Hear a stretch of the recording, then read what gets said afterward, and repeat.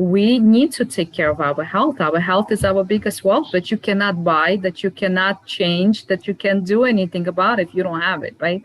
So that's kind of what I try to help my patients to achieve. Yes, we have different ambitions. Yes, we have our careers, we have our family, but we need to take care and love ourselves first before we're able to do things for other people.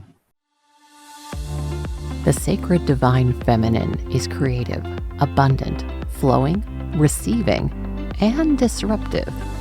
And the new energy of money, including cryptocurrency, decentralized finance, NFTs, and even the metaverse, is all these things too. Welcome to the Goddess of Crypto, a weekly show where women who are already in this powerful space will cover these topics simply, so you can relax into knowing that the future of finance is female.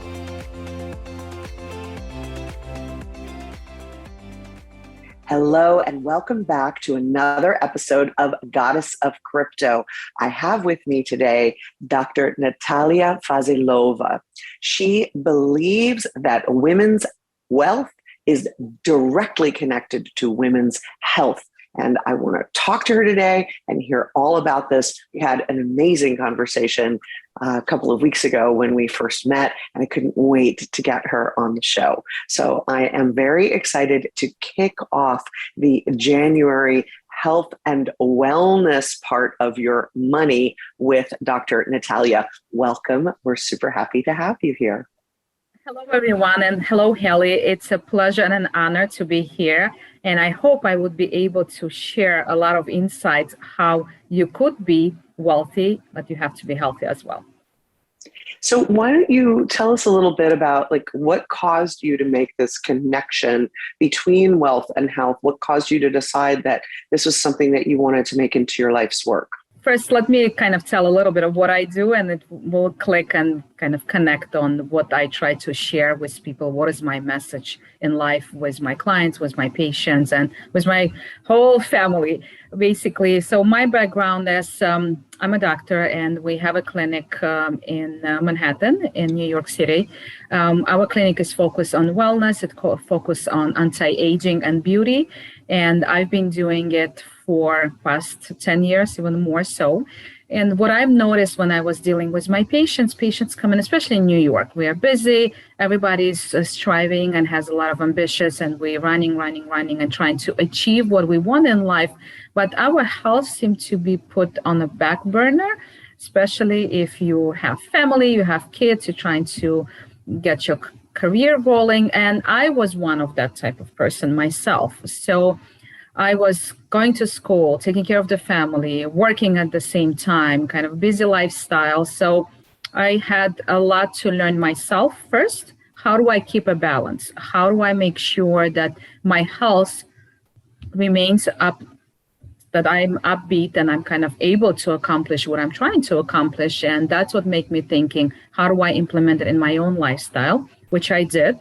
And eventually I wrote a book about it. I have a book called Health and Wellness for Busy Women, where I share my knowledge, my experience, and give tips and tricks of how to be healthy while you're trying to accomplish your wealth, while you're trying to get to the point in life where you're going to reach your goals, reach your ambitions. And that's how it all started. So it became a mission. And a lot of my clients that come to the clinic, that's what I help them to do. They come in, they start having different symptoms. Maybe they're tired, exhausted, upset, depressed, whatever it is. We go through different stages in life, and our hormonal changes come into play as well. So I teach them, how do you maintain that balance? Because no matter how much wealth you acquire, if you're not healthy, and I think it was Steve Jobs that even who said, I got so much in life, I achieved so much at the end, my health unfortunately suffered, and unfortunately he passed away. But it's a good example. We need to take care of our health. Our health is our biggest wealth that you cannot buy, that you cannot change, that you can't do anything about if you don't have it, right? So that's kind of what I try to help my patients to achieve. Yes, we have different ambitions. Yes, we have our careers, we have our family, but we need to take care and love ourselves first before we're able to do things for other people. Yes, that is very, very true. I always say the Like you're not the last spoke on your wheel of all the things that you have to do. You're actually the center hub. And when the center of the wheel is wobbly, nothing else works. But if I ask a client in my coaching practice, if I ask a client, let's create a wheel and I want you to put everything that you do, your family, your work, your pets, your kids, aging parents, all the different pieces, put all of that onto a wheel. Nobody says, oh, I'm the center of the wheel. They just think in terms of those spokes. And so it's a very important distinction to make when you realize that when that center of the wheel wobbles, people are like, oh, it's my kids. I'm working super hard for my kids. But of course, we know from generations of kids who felt neglected that children pick up on their parents' stresses. They're picking up on their parents' work ethics. They're picking up on that, constant push for, what we call the American dream. And when they get to the other side of that, they're recreating those situations over and over.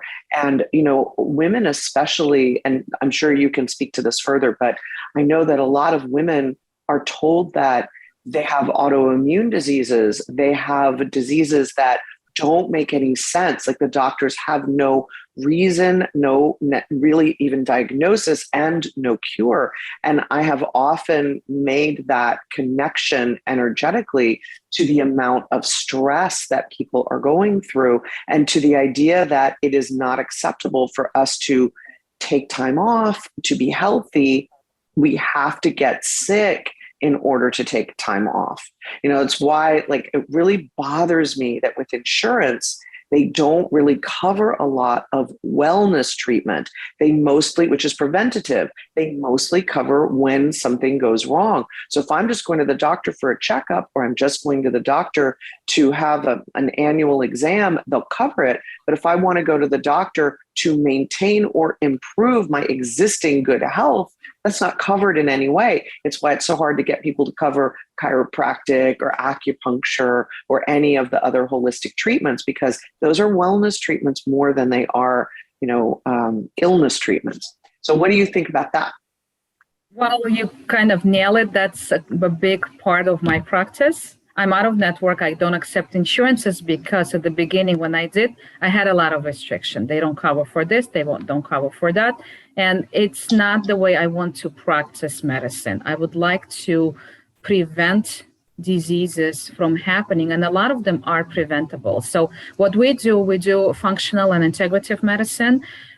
We do preventative medicine, or we call it anti-aging. There's so many words that being used, but the goal is, why do you want to wait until something is broken trying to fix it? If you know or can prevent something, isn't it going to be better to do it beforehand? Because it's always easier to prevent than fix something that's already broken, right? So, and that's what we do now, practice. That's the whole goal. The name of our clinic is ReBalance, which an interesting name. And we do rebalance hormones, we rebalance the sugars, we rebalance. It's interesting. It just came out, I guess, I know you're very spiritual, myself too. It was just the name that spoke to me, and that's what I chose it.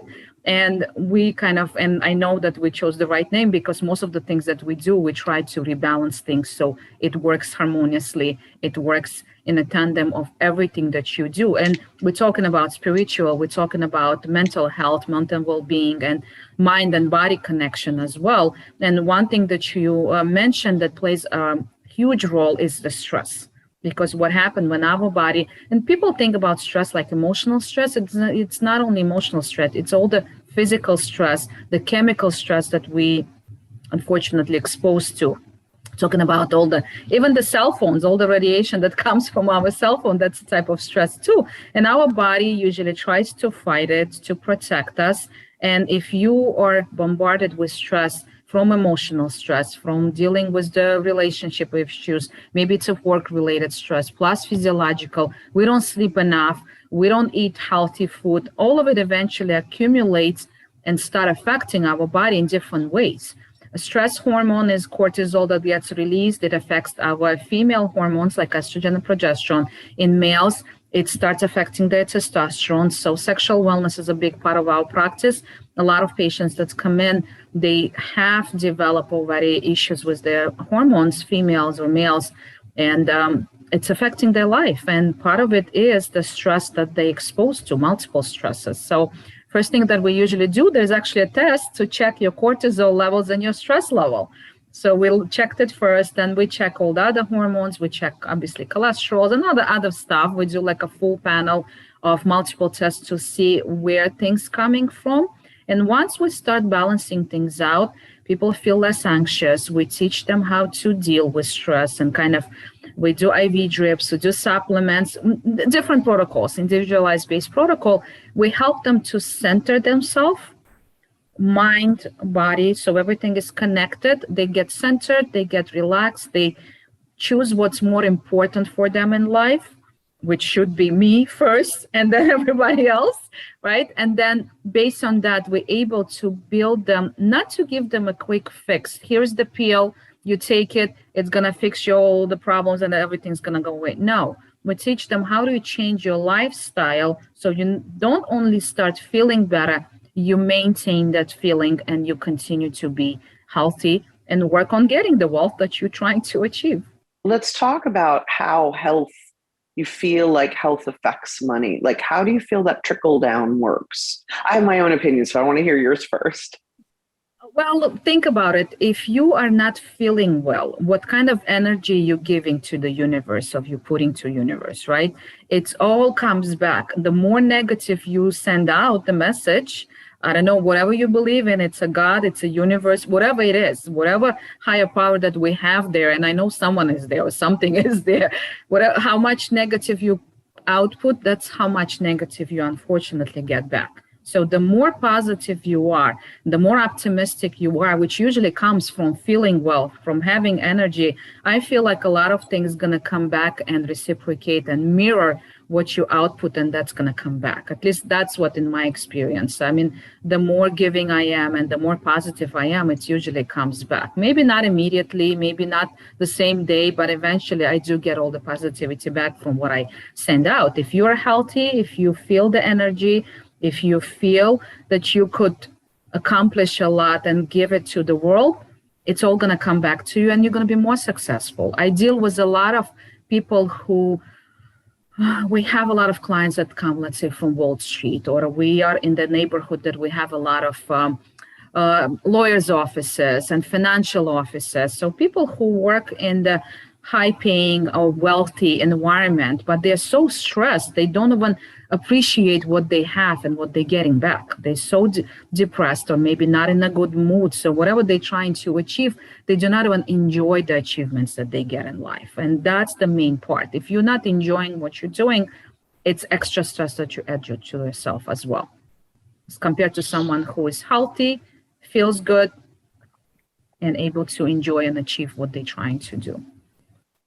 So when you start researching money in regards to humanity, one of the things that you'll see pretty quickly is that when it comes to money, we actually have a very poor attitude. We have a very skewed attitude about the value of money. Money is elevated to the point of religious fervor. Money is elevated to the point where people will steal for it. They will commit murder for it. There's entire countries that have been murdered over money. And certainly individuals. And, there are a ton of examples in our history about that. I'm probably not telling you anything new. But when you start looking at it from that lens of how we treat our money and how it becomes worshipped and how it becomes, the thing we give our power to, and then it has power over us. And, this happened during the stock market crash. It happened during of 1939. It happened during the internet stock market crash. It happened again during the crypto stock market crash of this past year of 2022. People commit suicide because they lose their fortune. And to me, that is the worst travesty, because money that came to you belongs to you and you can get it back. Money that came to you can be returned to you. It's just not going to necessarily come through the same path. It's a matter, like let's back up. You're absolutely right, Dr. Natalya. I'm very spiritual, and you know this, and so do my listeners, I hope, at this point. So let's just revisit, though, money from spiritual principles. Money is energy. That is it. It is energy. Everything is energy. This conversation is energy. What Dr. Natalya and I are wearing is energy. The TV behind her is energy. This is everything in this room. This orange chair is energy. When you get down into the molecules and beyond the molecules, we've got the atoms, and the atoms, the building blocks of everything, are just energy. And money is no different than that. And remember, it was Einstein who said, actually, no, isn't it one of the laws of physics? Energy cannot be created or destroyed, only transmuted. Transmitted, yeah. Yes.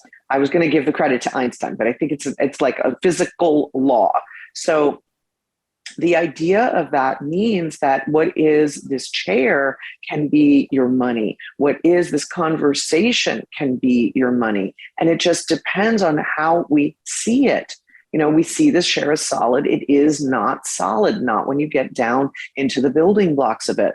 So when you think of money as energy that can be transmuted into something else, it can also be transmuted into money.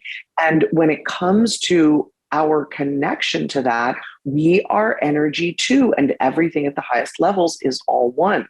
And what we tend to do is we go, hey, this is our everything bucket. Like, my bucket is really good. I have a lot of luck, and I'm a good person, and I have this relationship, and I have this business. And then over here is our money bucket. And what I tell people a lot when I coach is that's an illusion, because your money bucket is your everything bucket. And the truth is there's no bucket. So because everything is energy, even the bucket itself. So we tend to give the power to, this is my money and there's something wrong with it. This is my health and there's something wrong with it. These two things aren't equal. And that's not true. They are the same. And one of the mentors that I studied under, T. Harv Eker, only T stands for the, so we could just call him Harv. Anyway, Harv says, how you do anything is how you do everything. And I think that's true kind of at the higher level, that how we are is how we are, right? Because it's all one thing.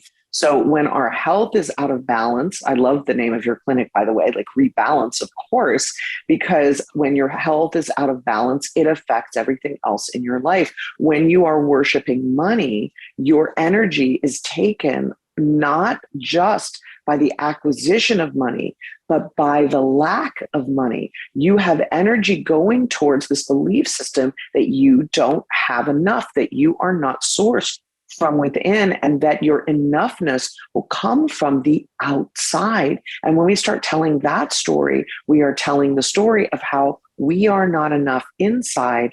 And instead of being sourced from that center, we become sourced from how much our bank account says. And then when our bank account balance goes down, or when our crypto stocks fall or whatever, we now have the story that we aren't good enough. And now we're in this place where we have lack, and we continue to perpetuate that story of lack. So how can healing our wellness help heal our sense of lack and help rebalance and recenter us? I think it's how much value you put in what you have. What is the value of money in your life? And what is actually more valuable to you? Is it your family? Is it your health? Is it the money that you're making? Like that's, I think that's off, unfortunately, right now here. I recently traveled to Israel. My sister lives there. My niece was getting married. So I went for a wedding, and it's something made me realize they live a totally different life. Their values are different. They don't have that much wealth. They don't have such a luxury like we have here, but they're still happy. And I look at them was like, they don't have half of the things that I have. And I'm looking even at my relatives, but they're very close. Like the values that really matter in life is different to values that matter to us. And that made me think back, like, how come they're happy without even having the luxuries and what money could bring to you as compared to us? We're constantly striving to get more and to get more and to get more. But I see miserable people. Like, what's going on? I think it's value that you put in money that makes a big difference. Plus, you said, how do we center it all back? Again, if you are happy inside, if you have values that you think in life you have and you acquire them. And I've noticed it a lot when I talk to people who are successful, people who really achieve money, and you think about it, oh, they're so lucky, and I hear it, oh, you're so lucky you have this, or you're so lucky. No, when I talk to those people and when I ask them questions, a lot of them, they are, how should I say it? There is a saying, the rich person is not that has a lot, the rich person that thinks that he has enough. And that was my grandma's saying, actually. And it made me think, like, when am I going to stop and think that I have enough? I'm not saying that I'm not ambitious. I'm not saying that our clinic, it's a 6,000 square feet clinic. It's a huge place. So we have multiple things in it, considering successful and considering going and offering. But is that something that was my goal, to get that much, such a big space? Or is it something that I could achieve and give more and give back? How do I help myself to get centered? It was, where do I put my values in? Is my goal to get the clinic, be successful, and get more and more money? Or is my goal to achieve something in my life that I could give back? Am I valuing my knowledge and the help that I could give to people? Or am I valuing the steps and how much money and income that my clinic makes every month or every year or whatever it is? So it kind of helped me to shift my goal, because when I just started, I was that driven. Oh, I need to make enough money to pay the rent. I need to make enough money to pay my employees. So my goal is, how do I make more money without what that money represents to me? Is it the value that I was trying to achieve? And about a year later, and the first year as any business, I was struggling a lot. I met a person who told me, Natalya, I think you're doing something wrong. You need to think about what was the goal when you opened the clinic was to begin with. And my goal was, because I do functional integrative medicine, my goal was to give people back, to help people to be healthy, to kind of give the knowledge that I have to help them live happier life and healthier life. And that goal got lost in the process of acquiring money and being ambitious and being successful, everything that we do. I had to step back. I had to rethink, what was I trying to achieve? And when I achieved that, that's when things change. All of a sudden, when I knew the goal and what I was trying to achieve, money started getting back to me. It's interesting to notice, now that I'm reflecting back, once I shifted the center, I guess the energy that I was putting out was negative energy, because I was very stressed the first year. I remember myself. It helped me once I recentered it, and it was a different message that I was sending out. The money started coming back on its own. I shouldn't say on its own. We still work and we still did a lot of things, but I felt the shift. I am much calmer now. Even when we had the pandemic and we had COVID going on, it was crazy. We didn't know where to be. We declaring bankruptcy, not declaring bankruptcy, are we moving forward? But once that shift happened, when I had a positive outlook, when I calmed down and relaxed and got centered, things started working out much better. So I feel like what you do and why you're trying to acquire the wealth and money makes a big difference too. And at least that was in my experience, and I've seen it so many times. So you need to feel good with your health, with what's going on in your life, have a positive energy going out, and you're going to get it all back. And it's going to be much easier to get it back than what you're trying when you're struggling, when you're stressed, when you're not feeling well. Yeah, what you're talking about, and thank you so much for sharing your personal story. What you're talking about is often referred to in at least coaching circles, but I think also in corporate development circles, is your big why.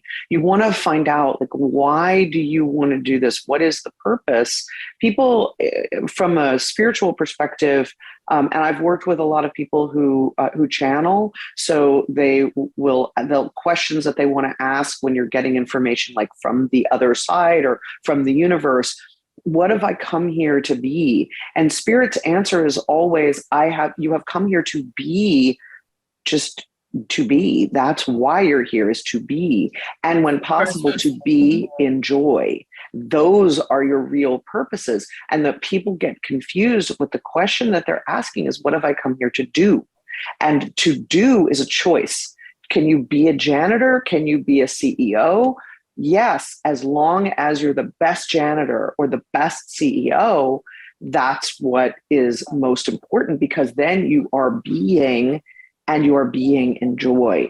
And that's very powerful to realize that your big why, what it did, I believe that, and this is, something that I've studied a lot, it wasn't just that you put out positive energy, it was that you shifted your focus. Your focus was, I don't have enough money and I need to make more.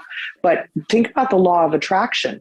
In the law of attraction, you don't get what you ask for. You get what you are in vibration with. You get what you are in alignment with. So you were not in alignment with lots of money. You were in alignment with the fact that you didn't have a lot and you needed more. So that was the message that you were sending out to the universe all the time. I don't have and I need more. I don't have and I need more. Scratch that, reverse it. Thank you. And the universe was like, okay, that's what we'll keep bringing her. Not enough.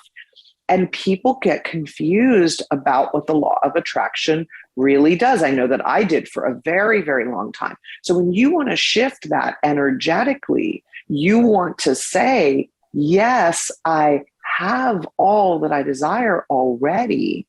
And then you have to feel that that is true. And when you moved to your place of, this is my big why, I am here to help as many people as possible, that energetically shifted into a positive, and it took the energy away from your money, and you started thinking about the abundance of helping people, and then monetary abundance, because that was the path that you chose, is you will pay me. As I help you, you're going to pay me. And now you've written a book to explain to women about, who are busy, about what to do. And by the way, anything that you mentioned will be in the show notes. And we also keep a reading list, so your books will go on our reading list. But tell everybody about the new book that you have coming out, because you want to help people in a new way as well, right? Yes. Yes. So part of our practice also deals with sexual wellness.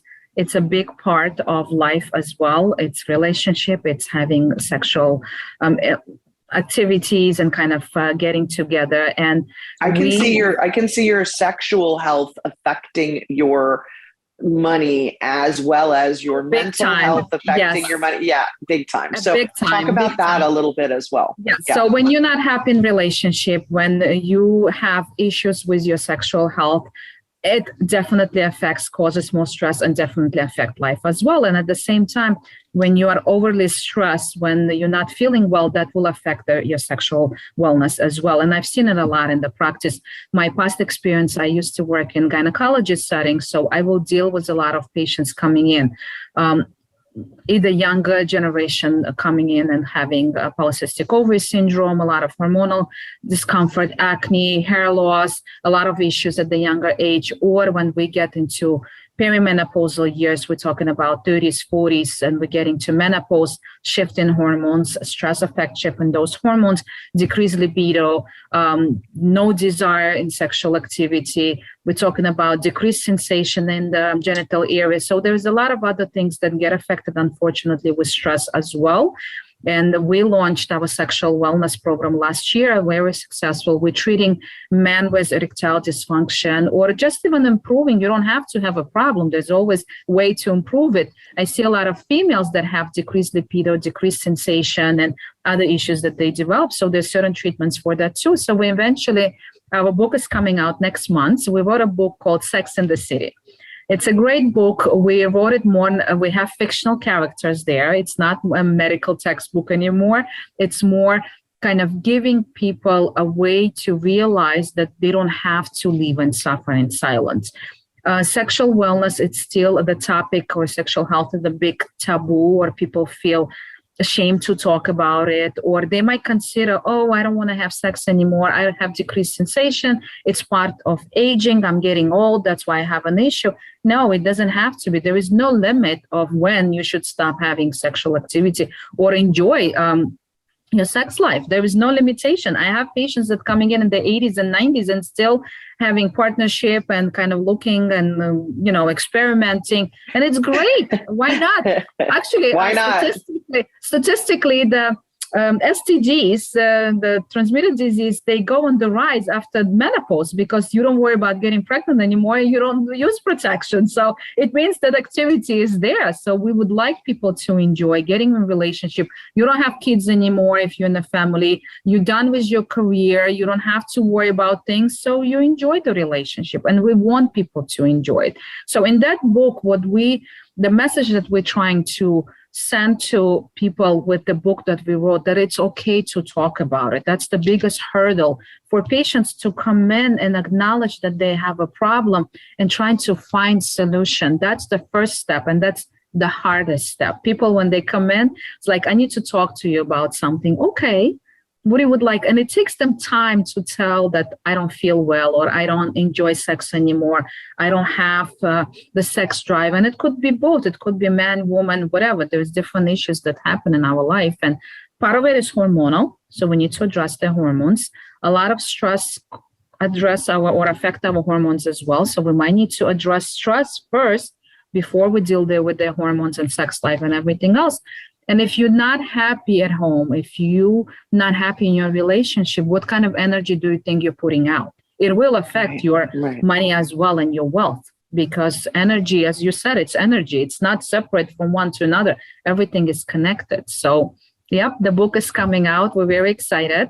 We put a lot of thought and effort into it, and I hope it will help people to acknowledge that they need to get help if they need it. I'm going to mention...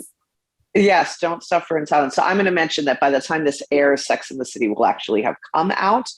So I know that you'll be able to get it. And again, we'll pop it onto our show notes for this. I want to ask, I always thought that the amount of sensation that you get is kind of based on the way you are built physically. So is that something really you can change that? That's crazy. I'm talking about, yes, part of it is your physiological. Some people, and also there's different things that come into play, but let me explain what can we do to help. What happens naturally as we age, as we go through different stages in life, our hormone production decreases for females. I'm talking about females, and then I will talk about men as well. Our hormone production decline, that's normal part of aging. You're getting to perimenopause, you're getting into menopause. Our hormones regulate the lubrication, let's say for females in the vaginal area, how much you get lubricated. Estrogen is responsible for it. There's definitely less blood flow to the vaginal area and to the genital area, to the clitoris. And that's what causes usually dryness that comes with menopause. And there's a lot of other symptoms that people might experience. Childbirth, especially if it was vaginal childbirth, has some effect on it. The vaginal wall gets more lax. So there's certain treatments that could be done. And I mentioned to you OSHAT, or orgasm shot, we talked about. So something that could be done to enhance or bring more circulation to the area. We're talking about the clitoral area. We're talking about vaginal area. If you have more blood supply, you will have more cells being regenerated, and you kind of rejuvenate the genital area. Once you have more blood supply, it builds more nerve endings that are responsible for sensation. And that's what improves sensation, improves orgasm, and improves enjoyment of sexual activity. So it's not that I'm changing someone's anatomy or physiologically, but I'm helping person to regenerate the tissues and bring and build more sensation to the area by building new nerve endings in that area. That's the whole process. I know it's a little complicated. That just blows my mind. Yes, it's like, so, I feel like it's like micro needling for your face, but in your vagina. So that's just crazy. Similar process, similar analogy. And we could do the same for men as well. As we age, our blood vessels that supply blood flow to the genital area to the penis in men also start getting destroyed. That's how Viagra works. How does Viagra help? It helps to dilate the vessels, bring more blood flow, help with erection, help with keeping erection longer. What we try to do with our treatments, we try to help the person to build vessels naturally so they don't have to rely on Viagra. Better sensation, better erection. So we help person to improve what they have. If they don't have yet erectile dysfunction, you don't have to wait until problem occurs. And we help them, for someone who has issues with erection, we help them to return the erection that they had before. So. Yeah, Dr. Natalya, creator of the orgasm shot. I mean, I can't, it just blows my mind. Okay. So that leads me to ask, do people need to, if somebody wanted to work with you, are they flying into New York to do it, or do you work remotely as well? Well, consultation we could do remotely, but because it's a physical procedure, they have to come to obviously visit the clinic and get the treatment. But we do have people who travel. We recently treated a couple. And what was interesting about that couple, actually, which make me again rethink our values, this couple, they use silent language. They're not able to talk, husband and wife, and they have 4 kids. They're both deaf? Yes, they both deaf. And so they speak ASL, yes, sign language, yeah. Yes, and they were happy.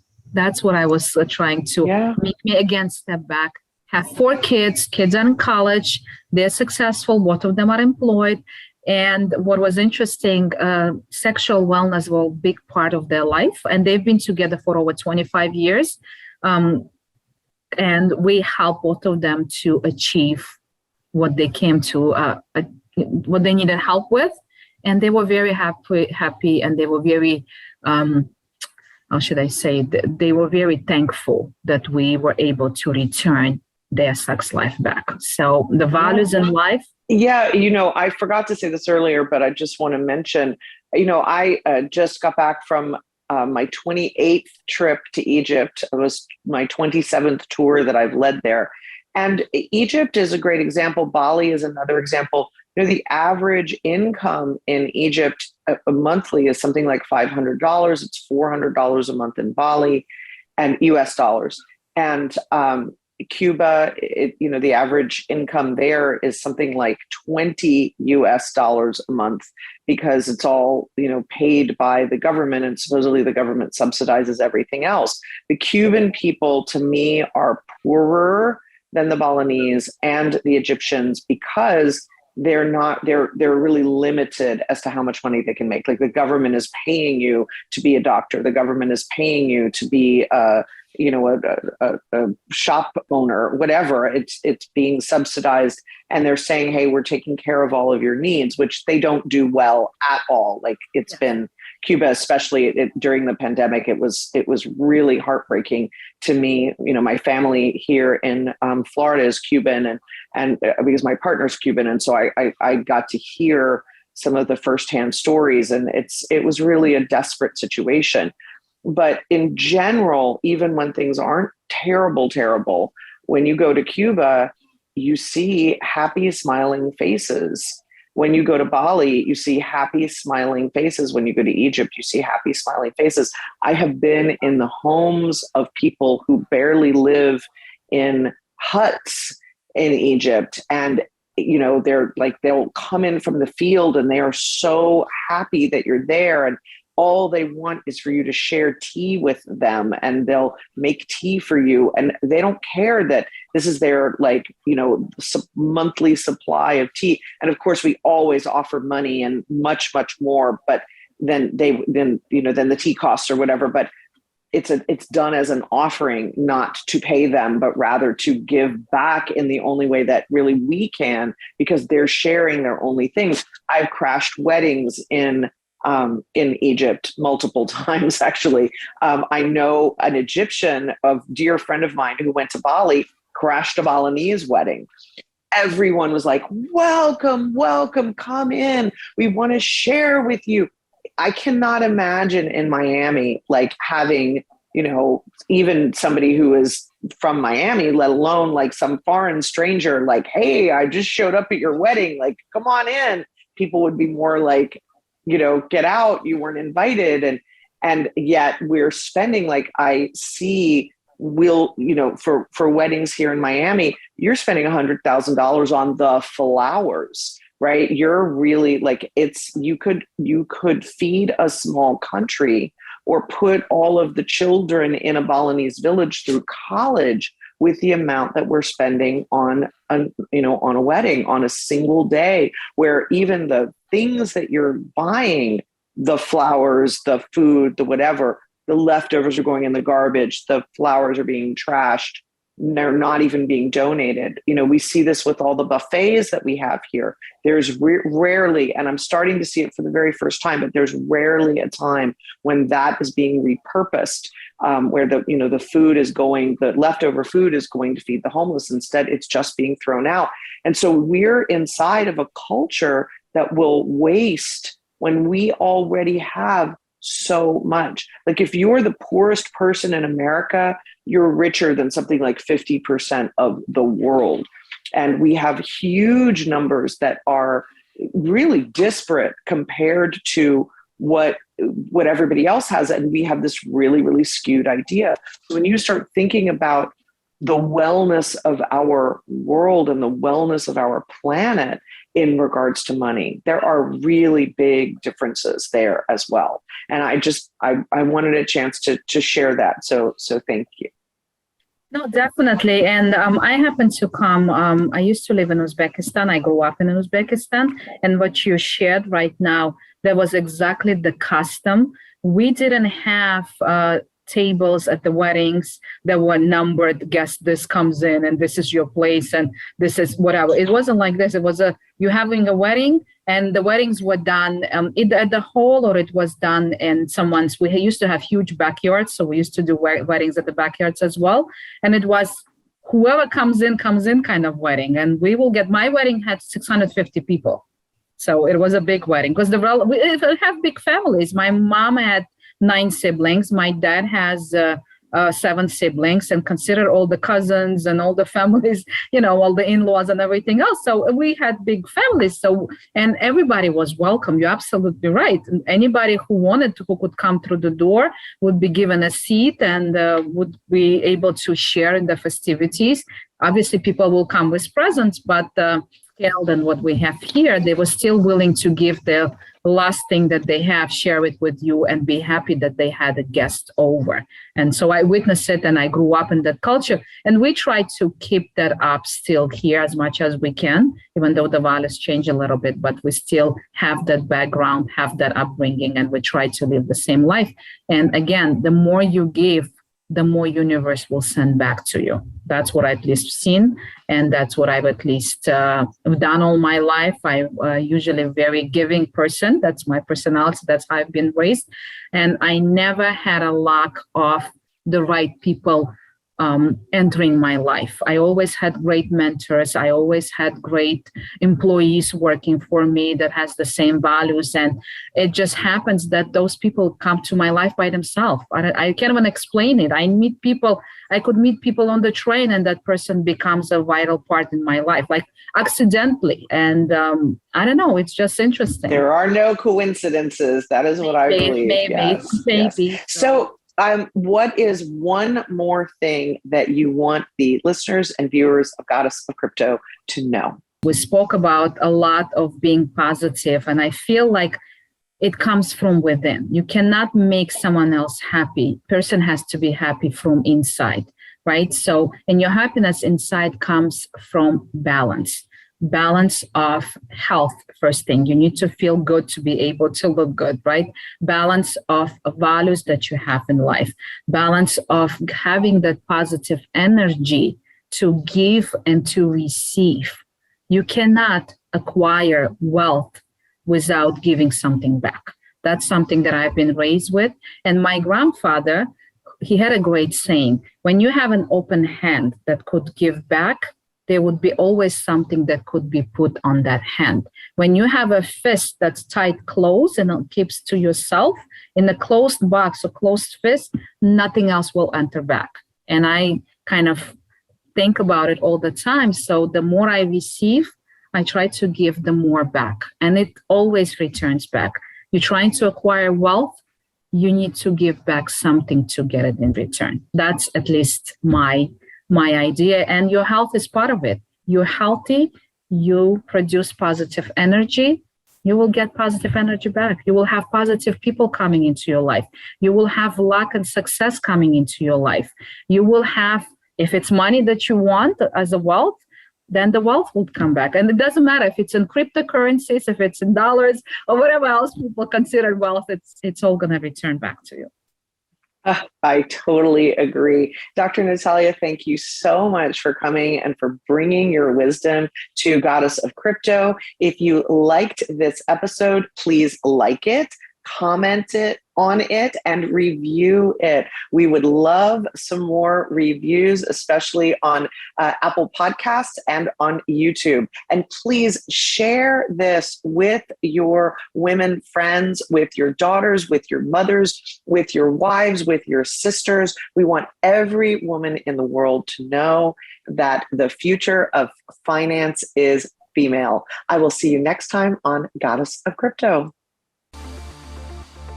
Every week, transformational wealth coach Hallie Evelyn leads a conversation that helps to ensure that women everywhere can learn to surf the coming tsunami of the new energy of money.